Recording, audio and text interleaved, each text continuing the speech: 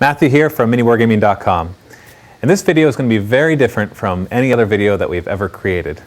And that is because this is an open letter to Games Workshop. So I am actually going to be addressing Games Workshop in this. And no, this is not going to be a rant. I'm not here to just go ahead and criticize Games Workshop and everything that they do. This is meant just to discuss some really important issues that have come up over the past few years and the experience that we have had as Mini Wargaming, running an online store, running our local store, creating videos, and basically trying to create a really good wargaming-based website, where of course Games Workshop products are a big factor as they are currently the most popular in the world. So I want to talk about three major things. And just so you know, for everybody else who's watching this, we're not going to enable any advertising on this video or anything else. So we're not trying to make any ad revenue or money off of this video. So what we'd love that you do is, if you agree with what I'm saying, post this video somewhere else, on your blog, discuss it on forums, anywhere that you can, to get as much exposure to this video as possible so that it's more likely to get Games Workshop's attention, especially if you agree with everything I'm about to talk about. So the first issue that I need to talk about is the way that Games Workshop treats the internet, or more particularly online retailers. See, the major problem is that Games Workshop, when they first started their business, the internet did not exist. And I realized that that was the case, and so they kind of grew up at the time that the internet started as well. In fact, the internet probably started halfway through their current life. And so at that point, what we had was, we had first off the dot-com bubble burst, where anybody who created a website became a millionaire, and that quickly died away. And then after that, you still had internet retailers whose sole purpose was to create a really quick website, work out of their basements, offer deep discounts, and gouge local retailers. And that was what was happening. And so I understand why Games Workshop back earlier, 8 years, 10 years ago, made the decision to want to turn off basically all online retailers. Now, the law prevented them from doing this in most countries except the United States. But in the US, they were able to say, if you want to sell our product, you can no longer sell online. And maybe that was necessary at that point. I'm not completely convinced that it was. But what has happened since is that the world of e-commerce has changed dramatically. You will no longer see those basement businesses for a couple reasons. One, because Games Workshop, you now require people to have a brick and mortar store. And so if you make certain minimum requirements there, then it should eliminate the people who have zero expenses and therefore work by themselves, sell it at 35% off, and everybody likes to buy from them. The second thing is, because the internet has grown so much, competition has grown, which means costs increase in order to run a business. If you look at the major stores out there, you have our store, Mini Wargaming. In the States, you have things like the War Store, Miniature Market, and in the UK and Europe, you have Wayland Games and Maelstrom Games. There's lots of other ones. I'm not going to try to mention them all. Those are the first ones that come to my mind. These stores have a few things in common. One, they have several employees. Two, they have local stores. And in some cases, I was actually looking at a video for Miniature Market. They have a huge local store that sells tons of Games Workshop products. And so these are not basement-dwelling companies whose sole purpose is just to keep their costs down as low as possible so that they can sell the products as cheap as possible and gouge the market, basically freeloading off of the efforts of Games Workshop as well as all the independent retailers. That has pretty much disappeared. And I realize that you know who your clients are, so there might still be some doing that. But I know of websites that sell at a steeper discount than anybody else, and they don't get a lot of business because it's just not the same experience. There's too much competition, and people want to buy from who they like and who they trust, and that is why those websites are disappearing. So maybe it's time to rethink that. Here is what I suggest doing. Stop discriminating against online stores. Allow them to use your images. I realize they're your images. I realize that you put money into making those images, but that is more the reason to get even more money out of the work that you put into them.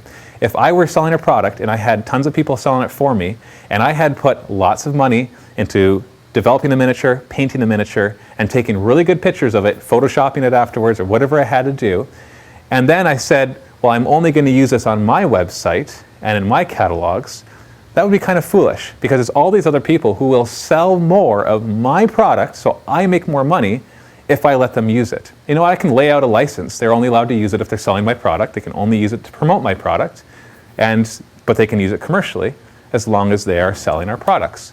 That would make you more money. In fact, I noticed when we had to take down all our images, because at one point we did use Games Workshop images in our store, and then you sent us a notice saying, remove all those images. We noticed a decrease in sales when we took down those images. So that means that you made less money, and maybe you think that you didn't, because you think, well, if you didn't sell it, then some local retailer did, or maybe we did on our website or in one of our stores. But that is not the case. Just because somebody doesn't buy somewhere, it doesn't mean they will buy it somewhere else. For some people, that was the option they wanted to use, and so you missed the impulse buy while they happen to be watching one of our videos and they wanted a product. They go there, there's no picture, you miss that impulse buy. It's not like all of a sudden they're going to say, you know what, forget this, I'm going to go to my local store and buy it. You lose sales. Not just us, but you lose sales as well. I realize that when you sell to your independent retailers, you do not make as much as when you sell it yourself, but that doesn't matter. If you're going to use independent retailers, you need to support them in what they do. So, allow US to have internet websites. I realize this would create more competition for myself, but to tell you the truth, it would help the entire market. The second thing is allow us to use your images, and heck, cooperate with us and provide us with things that we need in order to sell online. You already do it really well for your local stores. Why not do it for the online ones as well, especially since all of the basement dwelling ones have pretty much disappeared. The second problem that I want to talk about is the currency exchange problem. Now, this is a difficult one, and I realize that. I realize that currency exchange rates are constantly fluctuating, and you are a global business, that you are set up not only in Europe, and not only in the US, and not only in Canada, but in other places in the world. And so your costs fluctuate simply because of currency exchange. I realize the frustration of this as I also buy products from overseas and from the States that I sell in my store. So I know what it's like to deal with currency exchange. Maybe not to the same level that you do, but I understand the basic principles. What you have chosen to do is set prices that basically shield you from any currency exchange problem. So, you know, if the dollar fluctuates or the pound fluctuates, you should still be okay because you set the prices so that if it fluctuates, at least it won't go past and help and make you make a lot less money. But that might have worked years ago. But when it comes down to it, we are in a global market. Most of your market, if not all of them, are tech savvy.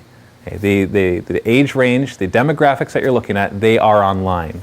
They visit websites. They go to miniwargaming.com, they go to Beasts of War, they go to Warseer and other forums. They go to these websites regularly. So they are fully aware of what the prices in different countries are. In fact, they talk about it on the forums, they talk about it in videos.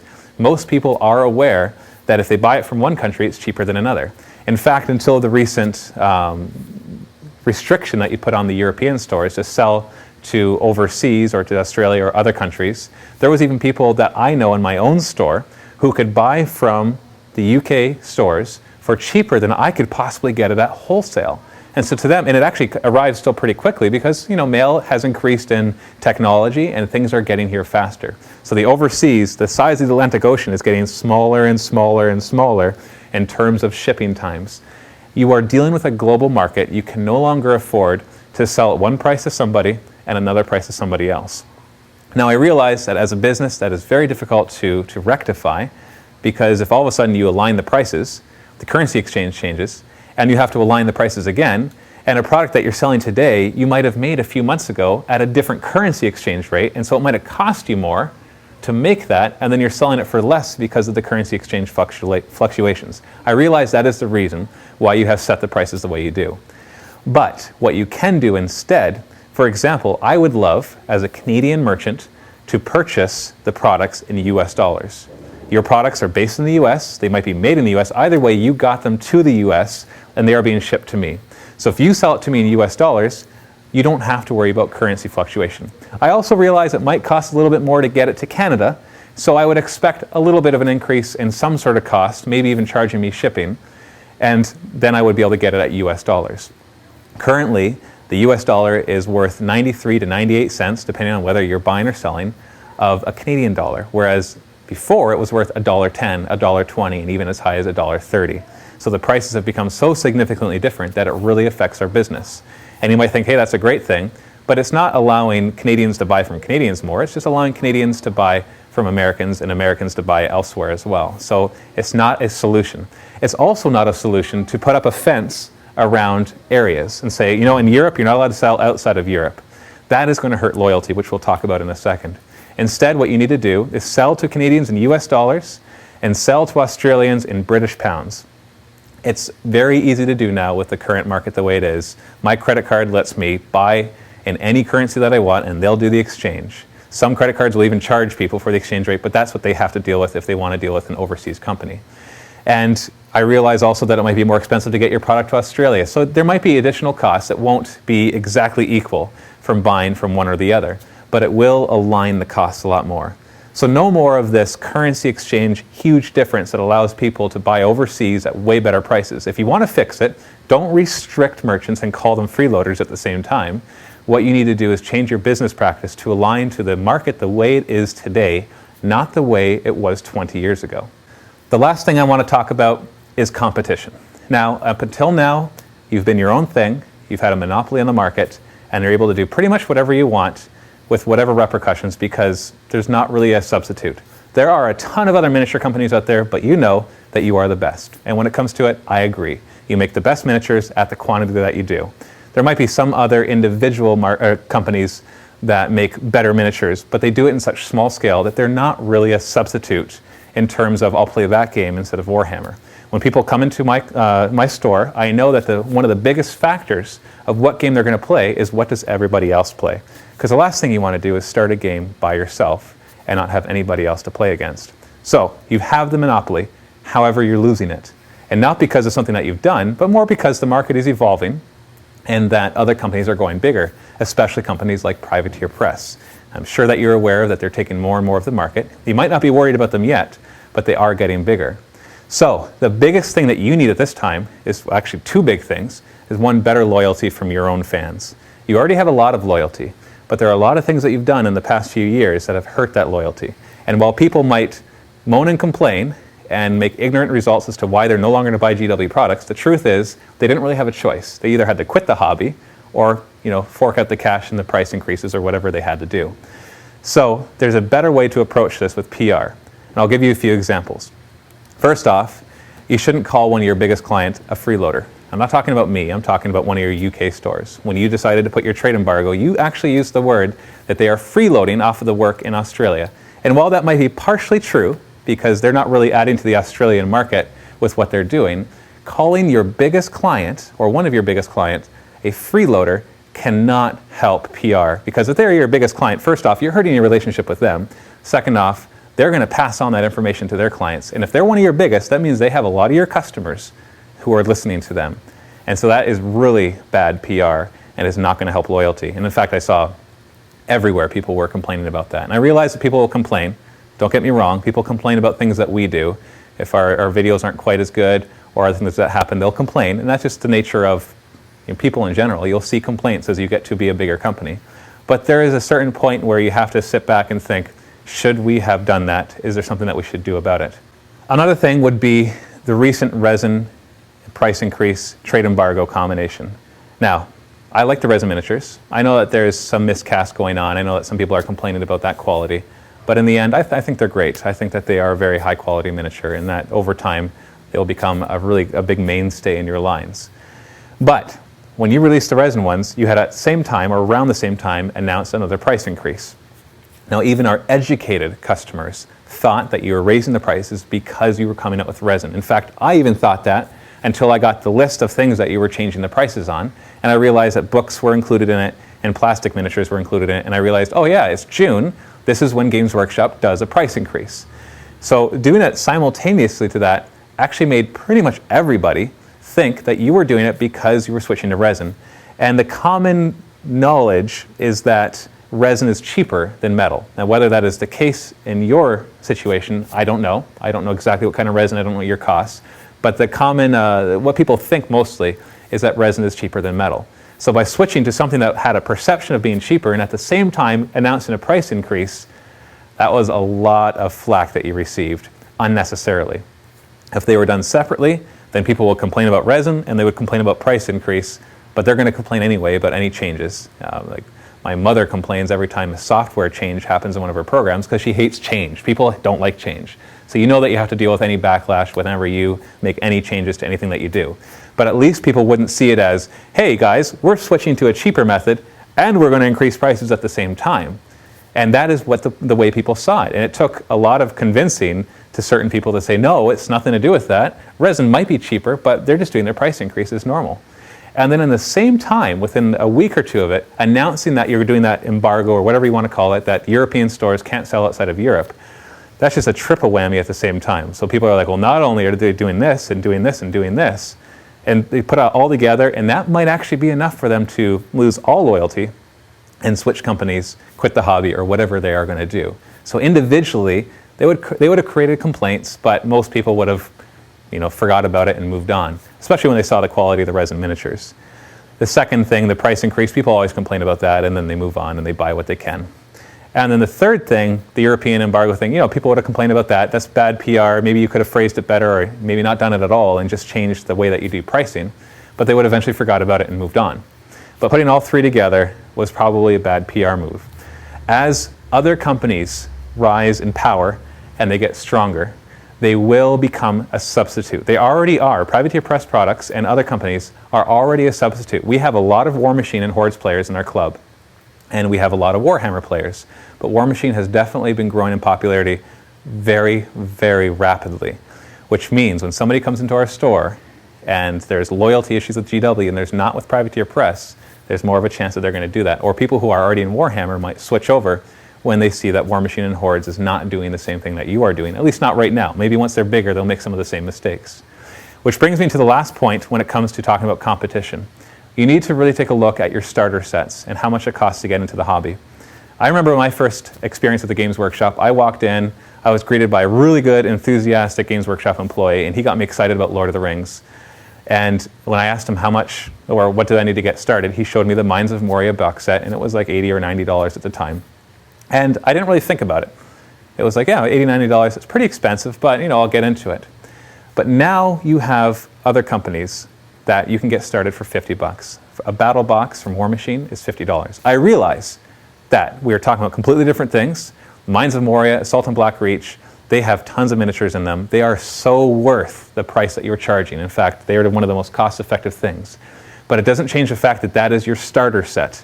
That is a set people need to buy, typically, to get started. And if they don't buy that, they have to buy a $70 rule book instead, and a Battle Force or whatever else they're going to do to get started. And that is just not a good way to get started. A big question I have all the time, how much does it cost to play this game? And when it's War Machine, I can say, well, you get a battle box for $50, and you've got enough to get started. You have enough to play a game, you have enough to get going.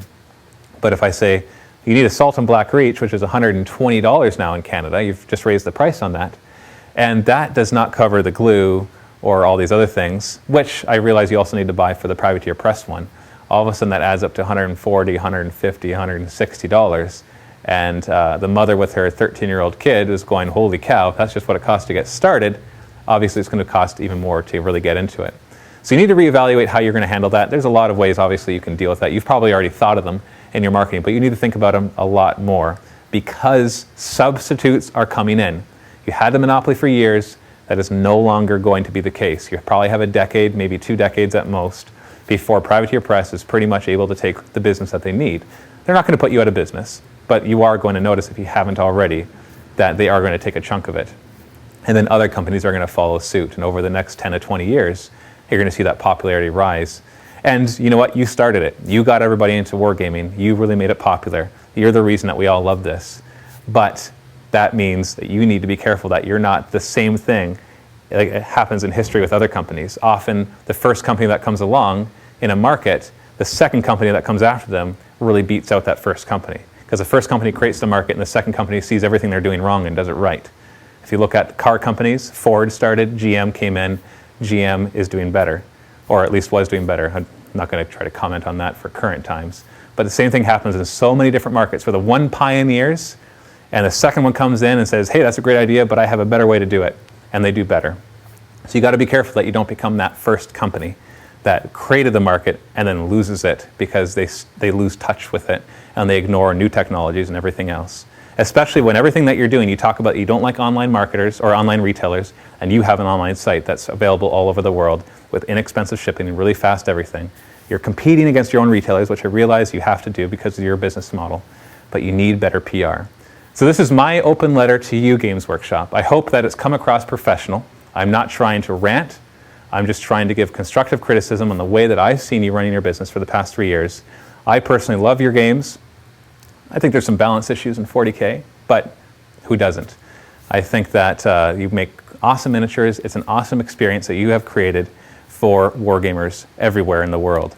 It's just time for you to realize that there's things that you need to change if you want to keep up with the market. Because I don't want to see you lose market share. I want to see you still a nice big company. I want to see Privateer Press get up there as well, but I'd rather see the market expand rather than just part of it shift over to another company. Because it will benefit us all, especially us as online retailers and as stores. We'll make more money if you're making more money. And so we want you to make more money. So we want you to do the things the way you should be. And a lot of things you do right, but other things you need to change. So this is Matthew from Mini Wargaming. If you're watching this and you're not Games Workshop, go ahead and spread this around. If you agree with everything I've said, feel free to post below. You can rant, you can criticize what I've said, I don't care what you say. Just try to keep it civil. Try to think about what you are arguing about and try to actually know what you're talking about before you just go and complain ignorantly about something that you know nothing about. Matthew from Mini Wargaming, happy wargaming.